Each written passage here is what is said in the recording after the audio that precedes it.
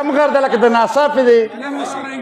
دا د سرای پاین غر دی مخامخ تاسو ګورئ په دې کې پرون نابد ورځې اور لګېدلی او د هغه طرف نه راوښتی و دا واحد غر دی چې دا تاسو دا ونې پکې چې کوم دی لا فلحال د دې ځای نه تیاره د ماښام دی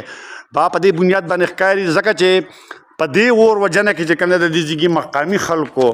ډېر ښه کردار ادا کړی دی دا اوس ګوره حقاني صاحب چې کوم دی نو زمونږ ورته دا هار ور په غاړه کوي ځکه چې دی سجاد خان ته هار ور په غاړه کوي سجاد خان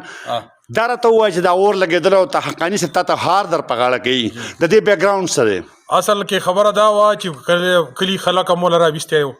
د کلي خلکو له دا اور مړ کو مونږ پسې چای ډوډۍ خېجول دي مونږ ول خپل دیاړي مار نیول دي نو فارسټ والا په دې باندې زموږ نه ډېر زیات خوشحاله دي چې الحمدلله بر وخت چې دی د ډېر نقصان نه دا غر بچ شو اصل کې نقصان شوی دی خو لږ شوی دی د ډېر نقصان نه بچ شو او دا دغه اور مړ شو په ټیم باندې مړ شو دې په خوشحالۍ باندې فارسټ والا حقاني صاحب دا دغه هارې رالیږلی دی چې یاره دا یې ورته ور واچوي او شکر الحمدلله چې زموږ غر نور بچ شو الله هم خوشحاله کړي څومره وخت چې کوم دی نو لکه په اور مړ کولو کې لګېدلی او د کلي نه څومره خلک تللی اصل کې دا اور چې دی دا د ملوکدرې د غر نه مونږ ته لګېدلی او مچو غر اور اخیستی او د ناڅاپې م اخیستی او مونږ په دې په منځ کې وو مونږ تر د هر طرف نه د اور دغه مونږ دا مقابله زیاته وکړه چې د مچو نه هم طرف نه هم ځان ساتلی دی د ملوکدارۍ نه هم ځان ساتلی دی او د ناڅاپې د غر نه هم مونږ ځان ساتلی دی نو زمونږ د دې ټیم ځکه زیات واغوستو چې زمونږ سره ایریا ډېره زیاته او زمونږ غر په دې غور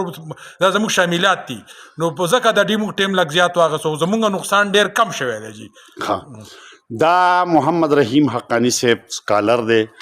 د تعلیم ماهر دی او دی دتی سجاد خان ته چې کوم دی نو هار ور په غاړه کو تاسو څه وایئ جی زه خو دا وایم چې بیسیکلی ځنګل بچ کول دا انساني ژوند بچ کول دي د ځنګل او د ونې څخه زموږ د ژوند انحصار دی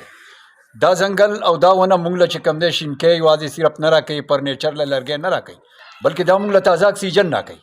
او دې مونږه بیسیکلی اوزون هم د دې غره د لاسه بچ دی او نو دغه وجه ده چې سجاد خان ته چې نن مونږ دا کم هار ور په غاړه کوو نو د 3-4 ورځې